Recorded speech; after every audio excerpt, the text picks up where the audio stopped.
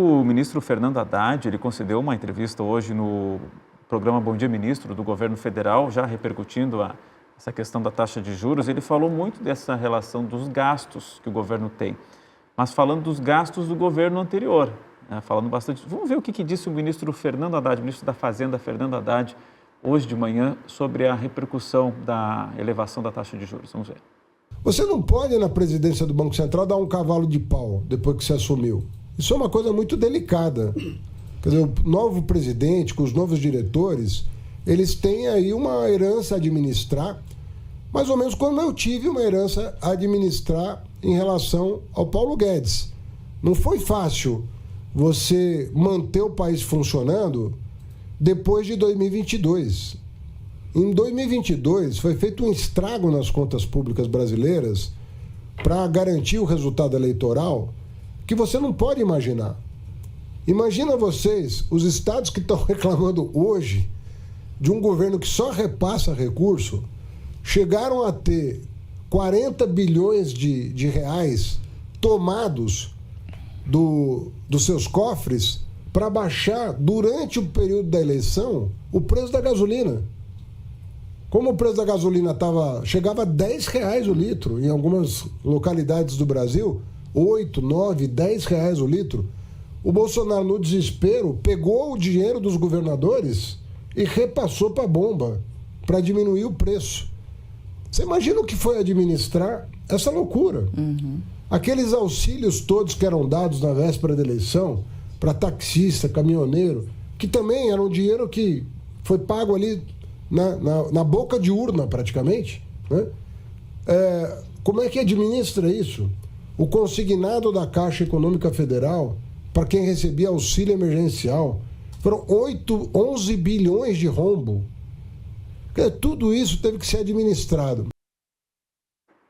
Bom, aí está o ministro da Fazenda, Fernando Haddad, hoje de manhã no Bom Dia Ministro, repercutindo essa elevação da taxa de juros. Não teve um ataque a seu Galípolo, né, como havia antes. Quem quer começar comentando aí, professor? Eu posso comentar. De fato, na minha opinião, troca 6 por meia dúzia, né? O Galípolo não tem feito os movimentos que eu considero necessário. Claro que quando a gente senta na cadeira é diferente, né? Ele está no cargo, né? Mas praticamente o Banco Central tem agido como tem feito, de forma consistente e, na minha opinião, equivocada. Eu só queria resgatar um ponto da relação dívida-PIB, tá? Uhum. Que muito se comenta dessa relação dívida-PIB, que ela é prejudicial ao crescimento, tá? Pesquisadores de Harvard, principalmente o Rugoff, que é um economista bastante conhecido, ele fez um estudo para estimar a relação dívida-PIB e encontrou um limite a partir do qual, se ultrapassasse esse limite da relação dívida-PIB, a economia pararia de crescer, tá? O que aconteceu depois de uns anos? Outros economistas de UMass revisaram os dados, tinha problema nos dados e problemas econométricos no estudo. Então, o que há de consenso hoje na academia é que não há uma barreira dívida-PIB que impeça o crescimento econômico, tá? Então, esse é um primeiro ponto.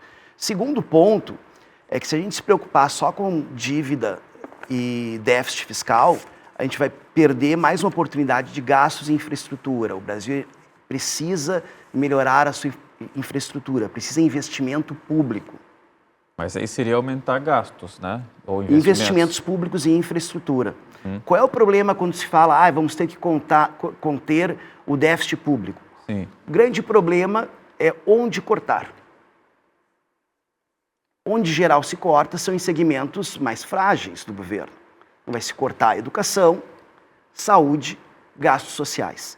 Educação e saúde são duas variáveis importantes para explicar o crescimento econômico. Então se corta justamente as variáveis que vão levar a economia brasileira para o crescimento do futuro. Então a gente tem que ter cuidado quando fala em corte de gastos, porque onde precisa ser cortado, não há o poder político para fazê-lo. Deixa eu primeiro voltar ali à manifestação do Haddad, depois eu quero que o senhor comente alguns pontos específicos que o professor Henrique falou ali. Mas, professor Bruno, vamos lá. O que falou o Haddad hoje, na sua opinião? O Haddad, se você for pegar já na decisão que eu comentei que era anunciado que a gente ia ter 3 aumentos da taxa de juros nesse tamanho que foi a decisão de ontem. E quando foi anunciada essa futura decisão, que a gente chama de guidance, né? O Banco Central está dando um guidance para o mercado, né, e para os agentes do que ele ia fazer, né? Já tinha a maioria de membros do Copom indicados pelo presidente Lula, né? Então não seria um cavalo de pau, né?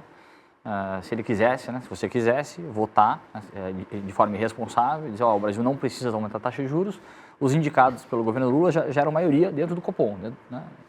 Depois, agora, quando o Galípolo assumiu, claro, são 9, né, entre 9 membros do Copom, só 2 que são indicados pelo governo Bolsonaro, né?